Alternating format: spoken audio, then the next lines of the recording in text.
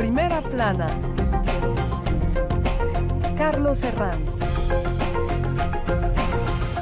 Bienvenidos en Primera Plana, un programa de Radio Francia Internacional y de France 24 en el que tratamos diversos aspectos de la actualidad. Esta semana para hablar de la mujer, a propósito del Día Internacional de la Mujer que se ha celebrado este pasado jueves 8 de marzo. Para ello cuento en este estudio con tres invitadas. Contamos con Myriam Leven, cofundadora de la revista feminista Chic. Bienvenida, Myriam. Gracias. Contamos también con Liselle Quirós, historiadora de América Latina en la Universidad de Rouen, Normandía. Bienvenida, Liselle. Muchas gracias. Y contamos también con la periodista Paola Martínez Infante. Bienvenida, Paola. Hola, buenos días. La mujer, hoy, la revolución de la igualdad, es asunto en Primera Plana. Algunos lo denominan ya la primavera feminista. Empezó en 2017 con la campaña del Me Too, del Yo También. Dicen muchas mujeres que este 2018 es el año de pasar a la acción. Y eso lo hemos visto este pasado 8 de marzo con muchas movilizaciones por todo el planeta y especialmente en España con esa huelga feminista que ha sacado a la calle a 6 millones de mujeres diciendo basta ya, la igualdad tiene que ser real ya. Vamos a ver cómo le ha ido tratando la prensa internacional. Por ejemplo, el diario El País hablaba de movilización histórica por la igualdad de las mujeres, haciendo referencia a la primera huelga feminista que ha vivido España. Un hecho histórico. En Argentina, el diario Clarín, la marcha de mujeres fue masiva y llenó la ciudad con sus reclamos. Especialmente en Argentina fue el tema de la despenalización del aborto.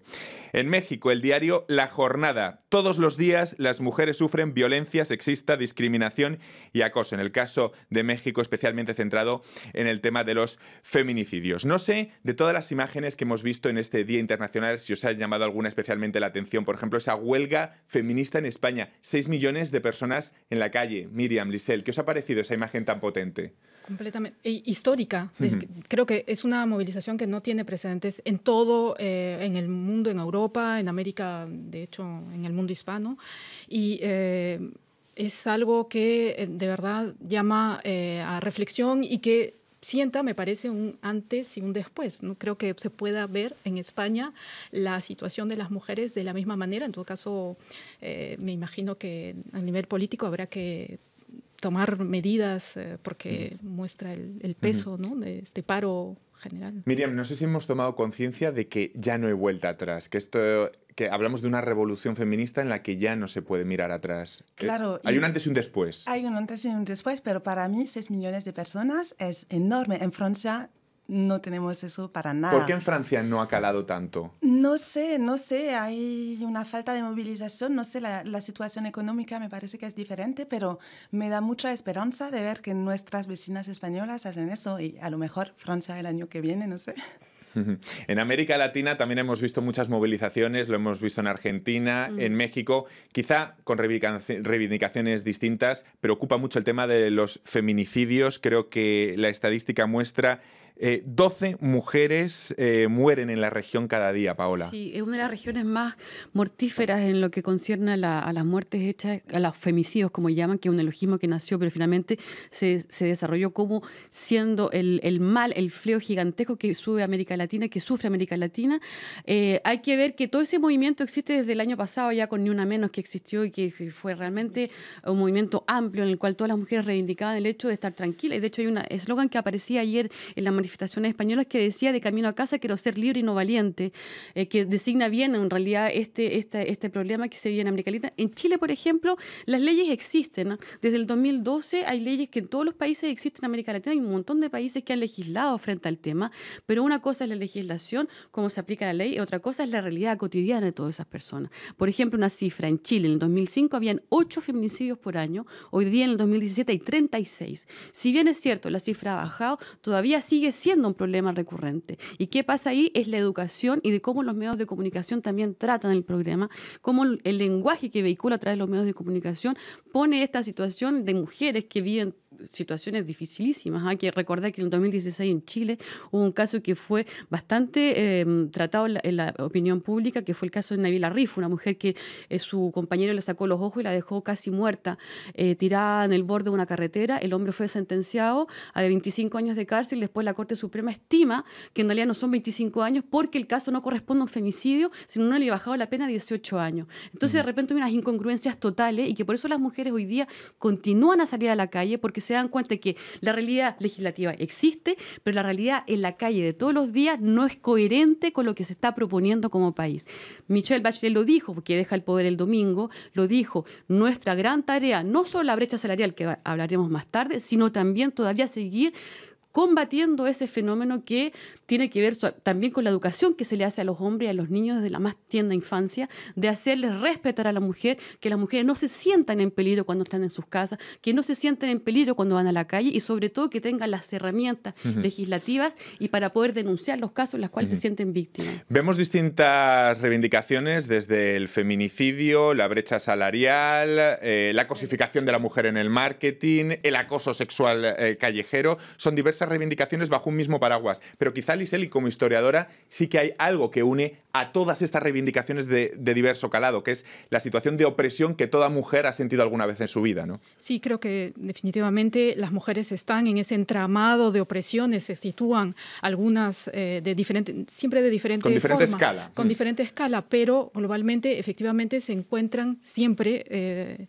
en esa situación y cada país y cada espacio va a reivindicar lo que es más urgente, ¿no? Porque es un tema también de urgencia hoy día. El feminicidio no es una moda o no es algo que sigue una corriente. Tampoco son casos concretos, y generalizados. generalizados. Entonces es una urgencia y efectivamente las mujeres hoy han tomado esa conciencia de que solo la visibilización de ese tipo de sus opresiones puede hacer cambiar las cosas. Aquí en Francia el gobierno de Emmanuel Macron ha aprovechado esta jornada para anunciar que quiere combatir la brecha salarial. Actualmente hay un 9% de diferencia entre lo que cobra un hombre y una mujer aquí en Francia por realizar exactamente el mismo trabajo. Se pretende, el gobierno se da 4 años de aquí a 2022 y si no, sancionará a las empresas que no cumplan con esa igualdad de salarios entre hombre y mujer. Si lo que vemos es una también presión hacia la política, ¿no? Lo que permite este movimiento es que se presione y que los políticos se muevan. No sé si sois escépticas respecto a estos anuncios.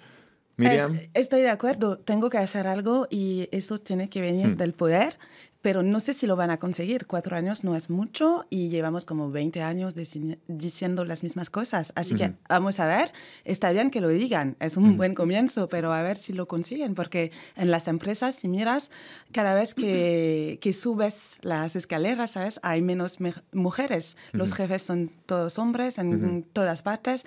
Los consejos de administración, así se dice. Son puro hombres. Puro hombres. Cuando revisamos los consejos de administración de las empresas que cotizan en bolsa, sea el país que sea el mío España, sea Francia, solo vemos varones en esos consejos de administración. Por tanto, hay un techo de cristal. Sí, techo pero de cristal. También hay que considerar, perdona, el tema islandés. En Islandia, en el año 1975, hubo esta huelga general, donde todas las mujeres salieron a la calle a reivindicar importante su recordar derecho. ese ejemplo. Importante, porque de hecho el movimiento 8M de España ayer se basa justamente en esta huelga general que fue en Islandia en el 75. Y recordemos que a principios de este año, 2018, 1 de enero, Islandia es el único país en el mundo que exige a sus empresas una igualdad salarial. Y el que no cumpla con ese requisito va a ser sancionado por la ley. Entonces hay que esperar 40 años y no 4, por eso estoy de acuerdo contigo. Yo creo que Macron es demasiado optimista respecto a esos 4 años. Hay que esperar 40 años y un largo tiempo para que esto suceda. De hecho, la ONU Mujeres lo estima, en 70 años recién, a partir de hoy día 2018, esa brecha salarial va a poder ser igualdad total para las mujeres y hombres. Un dato escalofriante volviendo a América Latina. El 28% de los jóvenes varones de América Latina justifica de alguna forma la violencia de género. En buena parte vinculada a argumentos como los celos. ¿Cómo se cambian conciencias? ¿Cómo se consigue cambiar la actitud de esos jóvenes varones que justifican en 2018 que todavía existe esa violencia de género? Lisel. Bueno, creo que los espacios privilegiados para eso es la familia. O sea, pienso que definitivamente en las familias hay que tener una reflexión en torno a las tareas. Por ejemplo, las tareas están muy divididas en términos de género en las familias aún, y en América Latina todavía queda muy presente. En la escuela también, o sea, muy temprano. Tiene que ser una acción temprana. Cuanto más temprana, me parece que puede tener un efecto mayor. Y, por ejemplo, en la escuela, ¿no? O sea, tenemos todavía en historia, soy historiadora, las referencias de los personajes más importantes y las acciones que se relevan más, en fin, que siempre son masculinas, variar ese tipo de cosas. La literatura, visibilizar, por ejemplo, las acciones de mujeres que han tenido en nuestras historias distintas, puede ser un elemento, o sea, tanto en la familia como en la escuela, pero me parece de manera temprana, habría que puntualizar y verdaderamente enfocarse en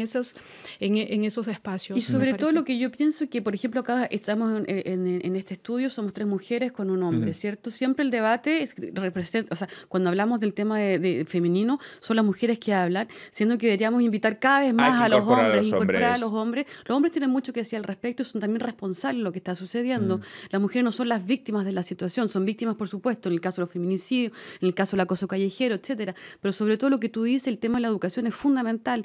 En países como Chile, por ejemplo, todavía esta cuestión del estereotipo existe de una manera pero flagrante, insoportable, en la cual todavía los juguetes rosados son para las niñitas y los juguetes azules son para los niños. Y no me extraña esa cifra que tú avanzabas recientemente, del 28%. porque hay como una conciencia en la cual el hombre, el macho, en una sociedad que es bastante patriarcal, digámoslo, que funciona en América Latina y también en otros países. En Francia también. Sí. Y en la separación rosa. Y todo parte de la educación, todo parte de la educación, de cómo nosotros, profesores o no, padres, hijos, padres, madres, inculcamos una cierta conciencia del respeto al otro. Y luego los argumentos falsos del llamado neomachismo. Yo cada vez me encuentro más en redes sociales a chicos que no sé si porque se sienten intimidados dicen que tan malo es el feminismo como el machismo, cuando son dos conceptos que no se pueden establecer simétricos. Uno mata y otro busca la igualdad. ¿Por qué no queda claro esto? ¿Por qué no queda claro? Eso es porque hay una dominación. Creo que estamos todavía en sociedades patriarcales, donde el centro es una visión centrada sobre la dominación masculina y una manera de deslegitimar el movimiento de las mujeres, viendo como una oposición. Es que ese es el objetivo, deslegitimar totalmente al feminismo. Quitarle esa legitimidad y el poder que puede adquirir es considerarlo como si se fuera esa idea, ¿no? De que el feminismo es exactamente lo inverso del machismo, es decir, que es imponer la dominación de las mujeres, cuando para nada, es todo lo contrario. Todos los movimientos feministas, desde los orígenes, desde siempre, lo que buscan es romper esa jerarquía e instalar una horizontalidad. Entonces, pero creo que eso es un movimiento precisamente en contra, un backlash, o sea, para tratar de voltear un poco y de parar el movimiento. Vamos a hacer una pausa en este instante para despedir a los telespectadores de France 24. Nosotros continuamos hablando hoy de mujer y de feminismo aquí en Primera Plana.